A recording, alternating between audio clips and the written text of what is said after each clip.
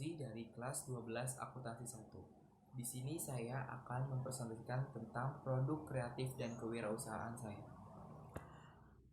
Produk kreatif dan kewirausahaan. Bab 1. Pendahuluan. A. Latar belakang. Saya memilih menjual pastel ini karena selain makanan ini sudah terkenal dan memiliki cita rasa yang lezat, pastel juga sudah terkenal sebagai jajanan khas pasar Indonesia. Oleh karena itu, penjualan pastel ini juga sebagai bentuk kampanye kepada masyarakat untuk tidak lupa dengan jajanan khas pasar Indonesia. B. Visi dan misi.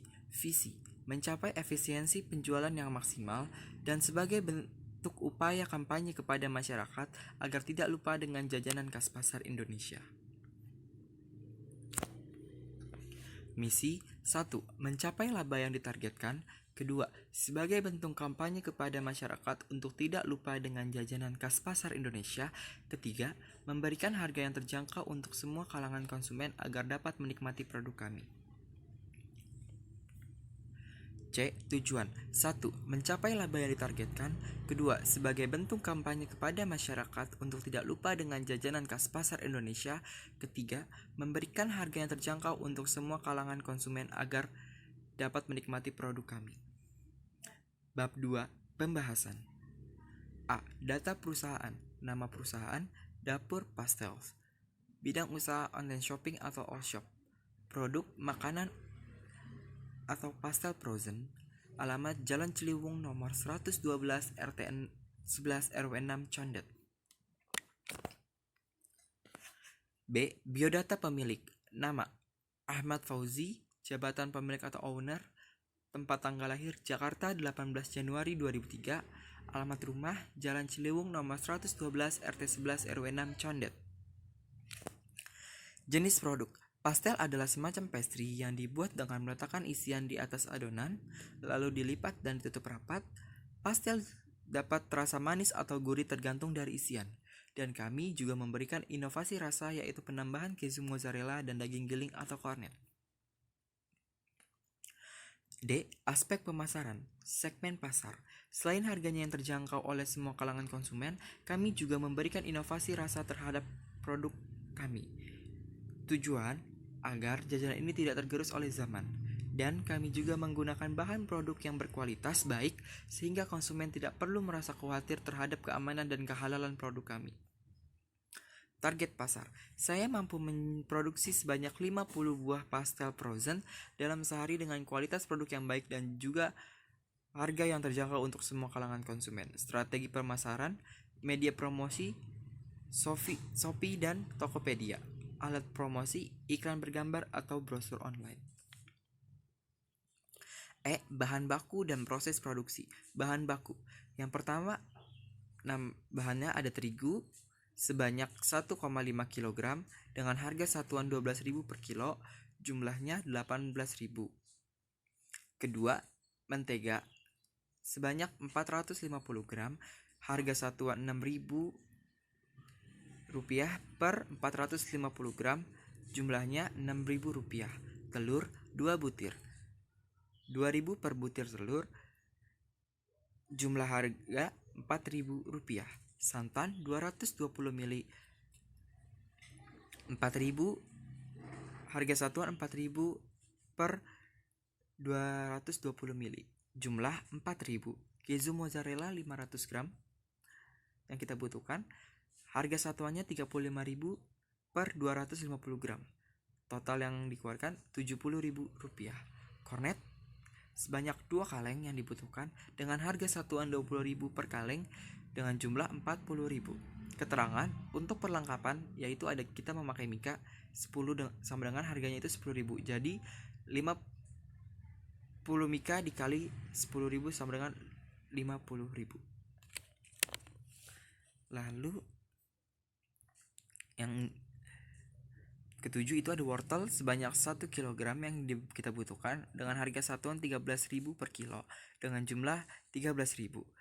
Kedelapan, kentang 1 kilo yang kita butuhkan dengan harga satuan 17.000 per kilo, jumlah 17.000. 9. Minyak 1 liter dengan harga satuan 15.000 per liter dengan jumlah 15.000. 10. Garam, kita butuhkan estimasi 1 bungkus dengan harga jumlah satuan 2.000 per bungkus. Jumlahnya 2 bungkus dengan keterangan digunakan secukupnya. Gula, 1/4 kilo dengan harga satuan 4.000 per 4 kilo dengan jumlah 4.000 digunakan dengan secukupnya. Ke-12, lada 1 saset 1.000 dengan harga satuan 1.000 per saset dengan jumlah 1.000. Dan total dana yang digunakan dalam pembuatan produk ini adalah sebesar Rp244.000. Bagian proses produksi.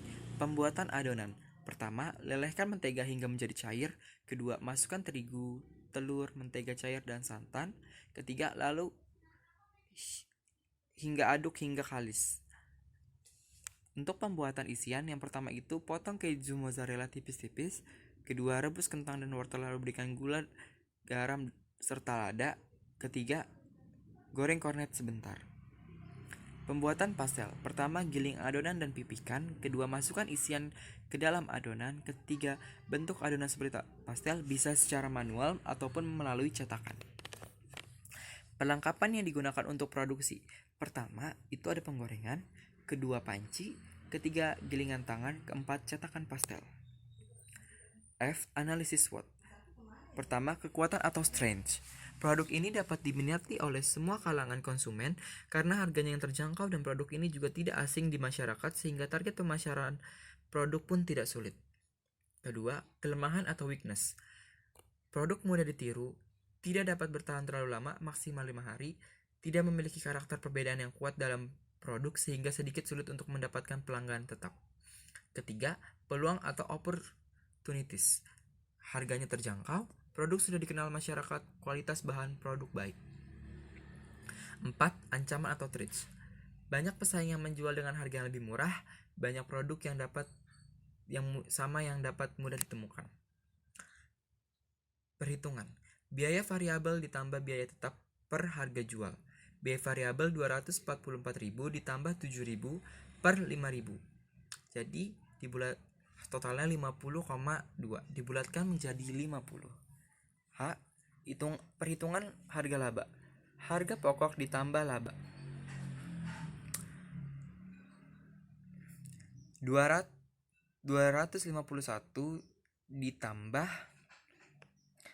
1.000 per 50 sama dengan Rp5.040 dibulatkan menjadi Rp5.000. I. Persediaan stok produk. Pastel frozen ini mempunyai stok sebanyak 50 per hari. J. Menghitung laba rugi.